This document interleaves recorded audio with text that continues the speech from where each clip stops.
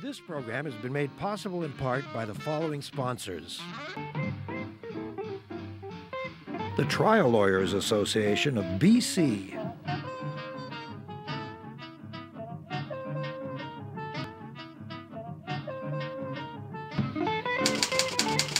The Vancouver Courier newspaper.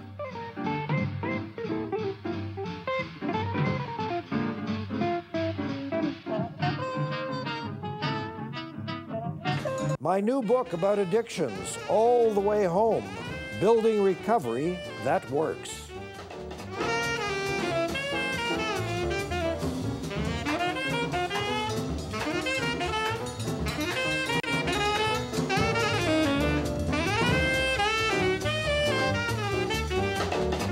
How is it possible that in what is easily the richest jurisdiction on the planet, we still allow ourselves to suffer children without enough food, without enough clothing, without enough shelter, housing, and without the right and equal educational opportunities? What can we do as a body politic to remove these glaring iniquities, because they are truly offensive? Well, someone has been doing something about it for quite a long time. Dr. Barbara Fitzgerald is a clinical associate professor at the University of British Columbia in pediatrics, and she also started and is the president of a wonderful organization called Mom to Mom Charities, and she's here with us today to discuss this. Barbara, let's keep this really simple. We'll make this a three-parter. Let's talk first about the depth of this problem and the kinds of things that you're sorry to have seen. And then we'll talk about your charity, because I was just looking over the website again this morning. It's marvelous what you're doing there. Thank you. And then what all of us should be doing and can be doing. So let's start with the story. What is the story? It's grim. Well, the story is that child poverty is probably the biggest healthcare issue facing our children in Canada today. So in the last century, infectious disease was what pediatrics was about. Sure. And so we really got on top of that. We developed vaccinations, we developed antibiotics, and as a public, we said we want our children vaccinated. And we need public policy to support that, and now every child has free vaccinations, and in fact, we do them in the schools. Yes. And we've pretty much gotten on top of that problem. Yes, yes. The problem facing children in this century is child poverty. That's what's going to kill our children in this century. And what's hard for people to get their head around is it's a disease. Just like mumps and measles and meningitis are diseases. Why do you say it's a disease? It's a disease because it attacks children for nothing that they have done. They are innocent, and they are born into poverty. They have poverty. And when we start to think of it as a disease, and then we start to think about, well, when we have a disease, we look for a cure. Yes. So we do research into what would the cure be. And that's the message I want to get out to people, is that we actually know the cure. So we know the cure for meningitis. Yes. We have the vaccine. Right.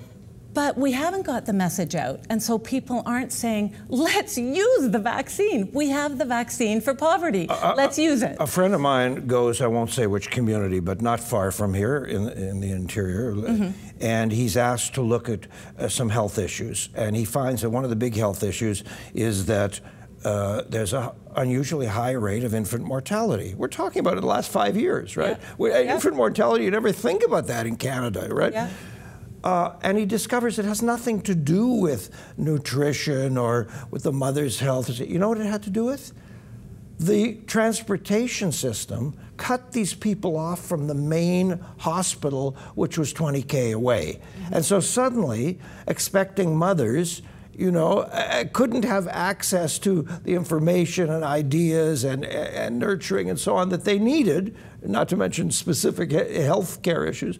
And so suddenly the infant mortality rate shot up, and the answer in that case was a better transportation system. Yeah. Absurd, isn't it? But real. And I see those kinds of things, those examples every day. So I was just coming from a school actually this morning. Yes. And in East Vancouver. And a little girl ran up to me, Dr. Barb, Dr. Barb. And I said, how are you? And I looked at her, and she was doing so well. Yes. She was in a different school last year. She was in kindergarten, Yep. and she was expelled for terrible behavior. They actually videoed her picking up desks and throwing them across the room. She was in such a rage, 5 years old, this big. Yeah. And so I saw her, and I did an assessment of her, and I couldn't really come up with anything that was wrong with her developmentally. She wasn't exposed to drugs in the womb or alcohol. She is a healthy and smart child, no learning disorders that I could come up with. But what I did come up with is that her mother was a refugee. She was living in a very violent relationship. The child witnessed this violence. Yep. The mother didn't have the means to be able to move out. She finally got up her courage and moved out into a shelter. In the meanwhile, this little girl was recommended, the school advocated for her to be put into a special school, a therapeutic school.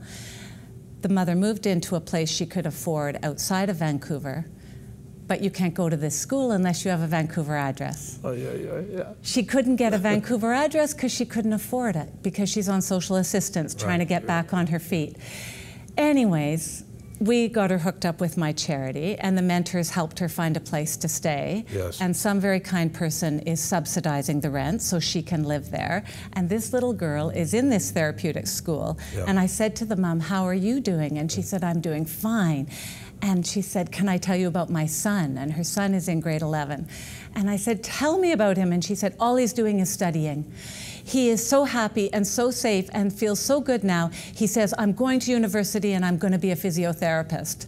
And he will. And that was such a simple thing. She needed housing, and she needed a little bit of help. She needed peace. Yeah. She needed peace and safety. Exactly. Yeah. Exactly. Amazing. You wrote in your op-ed that you had published in The Sun about a week ago that you knew of a girl who had been through 35 foster homes. Yeah. Now, this isn't your bailiwick. You're not responsible for foster homes. But I ask you as a citizen, how can we allow one child to be bounced through 35 foster homes? And what would we expect after that experience except lunacy and failure? And in clinic yesterday, I said to a social worker, a wonderful social worker who does her best to advocate for every one of her children. In fact, she pulled herself out of her sick bed to come to the meeting with this family yesterday. She's committed. But this child has been already at the age of 5 in several different foster homes, including one that was not adequate and didn't support him. And he's about to be moved again just as he's settled in with this lovely foster family. And I said to her, you know, I know this isn't your fault, but I have to tell you, if I had his blueprint of his brain at birth, because he's got a very complex learning disorder and other conditions, and I had said, let's write the recipe for how to ensure that this boy will not succeed, we've done it. We've done it. And now one more move, that's icing on the cake. And how can we stop that? And she said, it's political. Yeah, of course it's political. And she said, I don't get to pick what's best for the child. She said, I'm bound by some very complex politics. So there are systems in place that I think ordinary people don't know about, and that's what I want to do, is help ordinary citizens to understand these things are impacting children and we could make a difference. I think we are fooled, before we get to these solutions and differences, Barbara, I think we are fooled by the diversions in our lives. What I mean by that is we all have, you know, plasma color TVs, and we all have this endless Roman forum going on in front of our lives. You know, we have dancing and singing and murder mysteries and all this jazz. And so we have this illusion that everything's cool, everything's fine. But right here in the city of Vancouver, you don't have to go very far, it isn't fine. No. And we keep, you know, every time you look at this, you go, how can we have children in Vancouver who don't have breakfast? And I think that message is starting to get out, but the message that hasn't gotten out is that this is through no fault of the children. Of course. And there was a letter published in The Sun a couple of days ago. They made it their letter of the day, and it was written by a woman who said, the problem with these poor people and why they don't have healthy food to eat is because they're lazy. They are lazy. Nice. And I drove to Kin's Market and I bought a bushel of tomatoes for $1. I really want to know which Kin she goes to get a bushel of tomatoes for $1. That's not possible. And I got a head of lettuce and I cooked my family a healthy meal for $5.49. And my husband goes off to work with a lunch every day, and my children go off to school with lunches every day. Yeah. And first of all, I commend her for thinking about this issue and for coming to the table. I absolutely commend her. But I think what she highlights is the ignorance that many of us have, that I started with. Yes. And we assume that if people living in poverty wanted to do something different, they could. But actually, what I wrote back to the Sun, and they haven't published my letter, they might not, maybe it's too graphic for them. I said to this lady, it's wonderful you grew up in a intact family and your parents taught you to cook and you have all these skills and you're providing healthy meals for your children. Yes. But what if, like my patient from last week, you grew up in a family where when you woke up in the morning, there were strangers sleeping on your living room floor? And what if one of them had violated you the night before? And you went to school without breakfast? And you had to go through all your school days like that. And you never sat down to a meal as a family because your parents and their parents had been abused and been in residential school system and had had lifelong trauma. What if you grew up not knowing how to parent? And that's the thing that really, it took me a long time of seeing families and mothers saying to me, when I would ask them, how did you know to do that? You did a really good job figuring out how to discipline your child in that circumstance. And she'd say to me, you know what I do? I think back to what my parents did with me, and I try to do the opposite. I think a lot of us are on that track. But you know, I'm going to show you a dance move right now, and then you do the opposite. That's a really hard way to learn something. And that's what these parents are trying to do. And I realized that, wow, if I've got all these assumptions about what parents are choosing or not choosing to do, what is the general public who this isn't what they do for a living? What are they thinking? Okay, so what we'll do is we'll take a little breather, and when we come back, we're going to talk about real solutions, talk about the thing that you've been doing, but also what all of us can do and what we can do politically. Dr. Barbara Fitzgerald is our guest. We're going to be back in a moment, folks. So just take a breather. Your opportunity to send a note to davidberner.com. Always happy to hear from you, and also the opportunity now for those lovely folks who support us here to say hello on Shaw Community Television, Cable 4. Back in just a sec. This program has been made possible in part by the following sponsors. The Trial Lawyers Association of BC.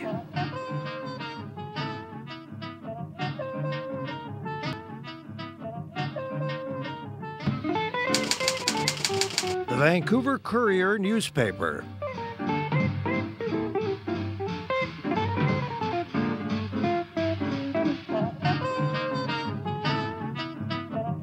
My new book about addictions, All the Way Home.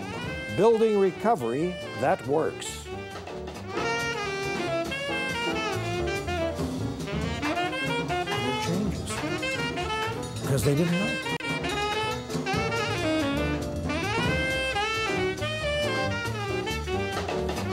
We're talking about the plight of children in our communities who don't have enough food.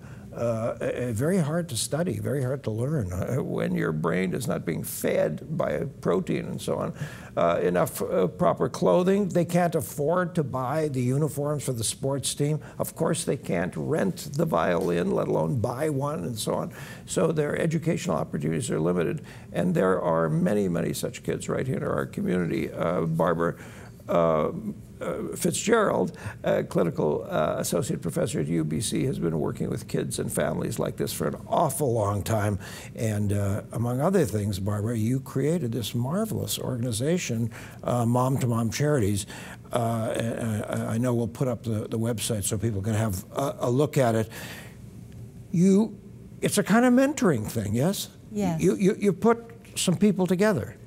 Exactly. Yeah. So what happened was that I'd been running a program doing outreach consultations to children with learning and behavior problems in inner city schools. So I've been working with kids living in poverty for my whole career. Yeah. And teachers loved it. I'd go to the school. Moms loved it. Everyone said I was doing a good job. I think I was doing a good job, but I was missing out something major. So I would say, you know, your child has a learning disability, they have this, they have that, these are my recommendations. But the child was still going home to a home where they didn't have a bed to sleep in, where they didn't have healthy food to eat, and where they had a mom who may not have grown up in a healthy family herself, so she didn't even know how to access even the free services in town, like the libraries and the you know, community centers and things. And I thought, it's not enough for me to just give them a list of services and say, go take care of it. So I've got 4 kids, and they grew up, and the last one left the nest, and I thought, okay, I got some time on my hands. I'm not driving to soccer anymore. My friends aren't driving to soccer anymore. I got to harness the talent of women who are experienced mothers, who are looking for something meaningful to do in the last half of their lives, and this is about as meaningful volunteer work as you can get. So this is a kind of Big Brothers, Big Sisters. For moms. For moms, yeah. And so I pair women with other women, and they develop a friendship, and they both get a lot out of it, because one of the things I've really seen over the course of my career, I first went into it when I was, you know, young and in my early 20s, and I had no idea what these women had gone through in their lives. I came from a happy family, privileged background, you know, my parents helped me through university.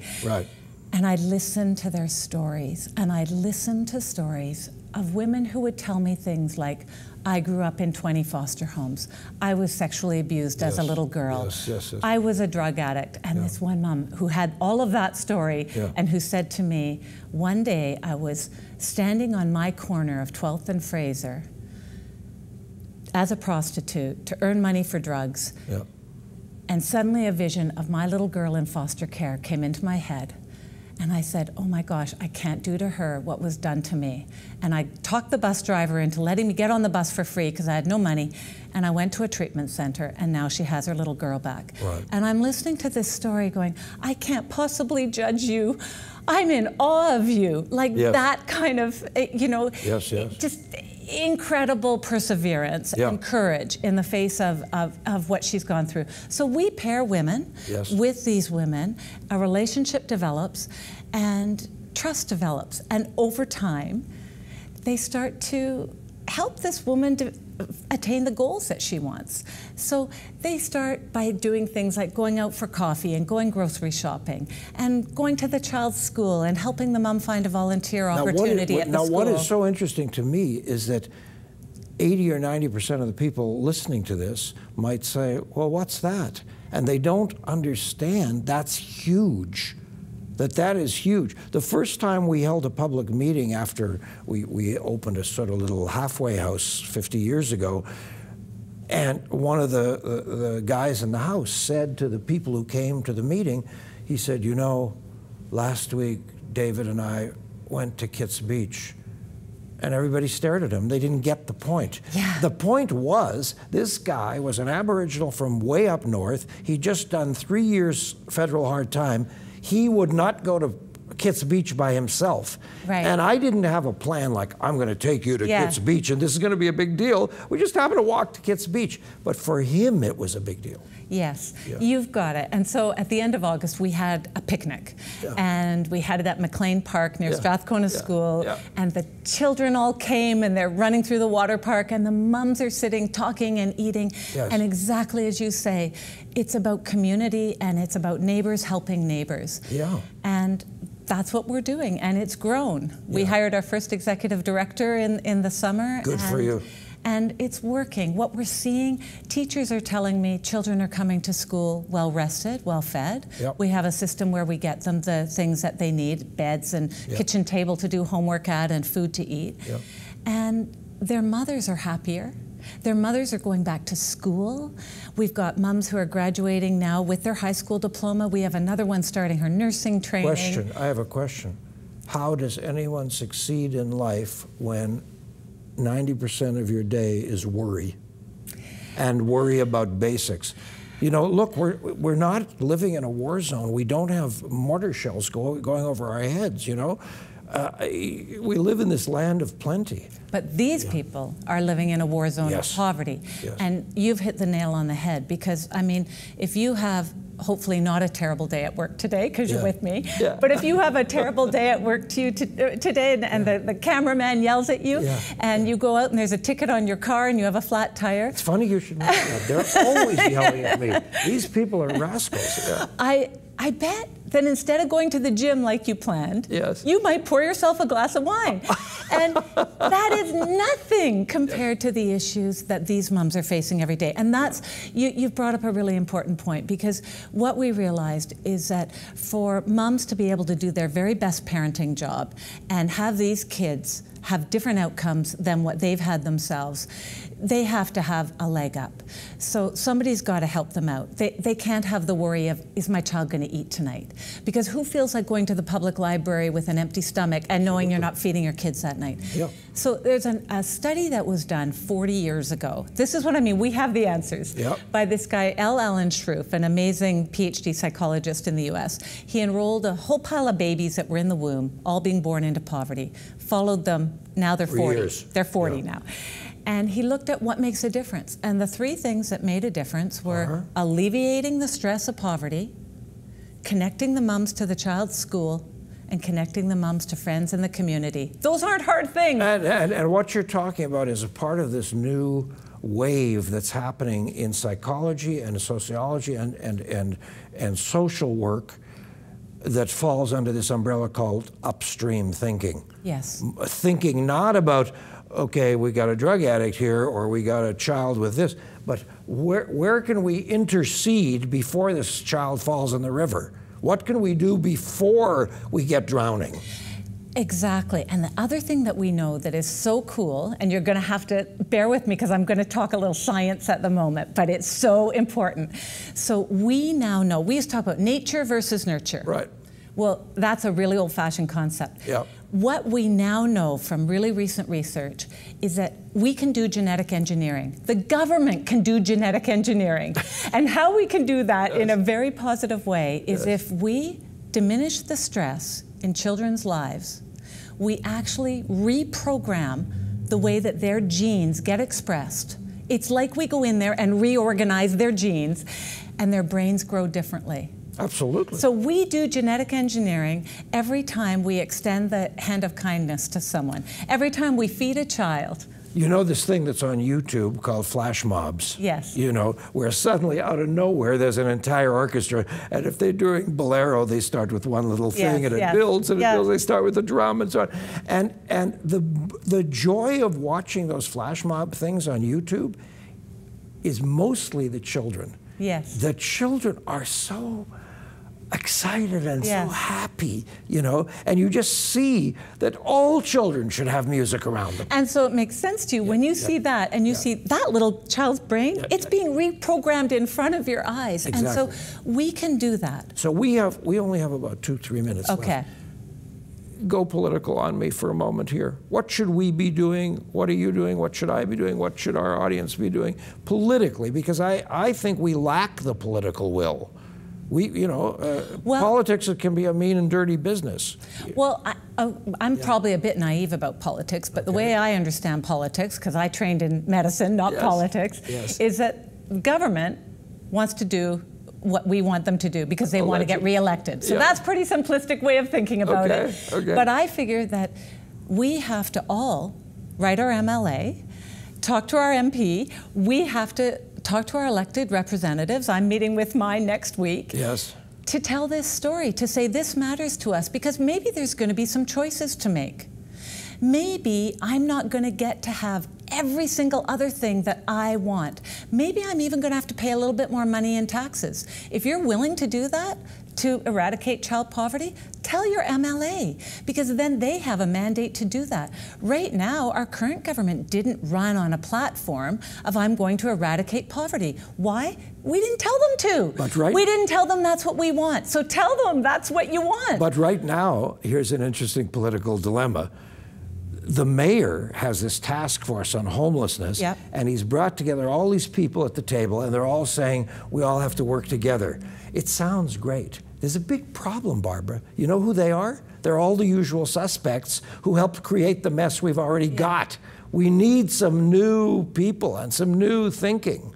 We need people like you involved in these processes. I'm not going to name the groups that I think are not helping, but they're the usual suspects.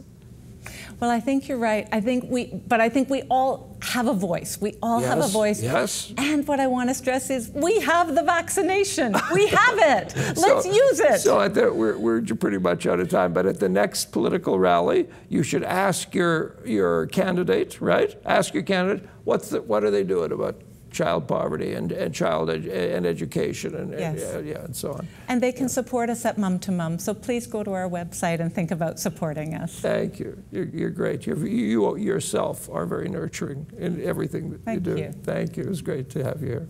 So that's it, folks. We're out of here for today. And next week, who knows? Tried to book someone the last couple of days, didn't work out, but we always have good guests for you, so we'll have someone. Thanks so much for being with us today. Have a great night.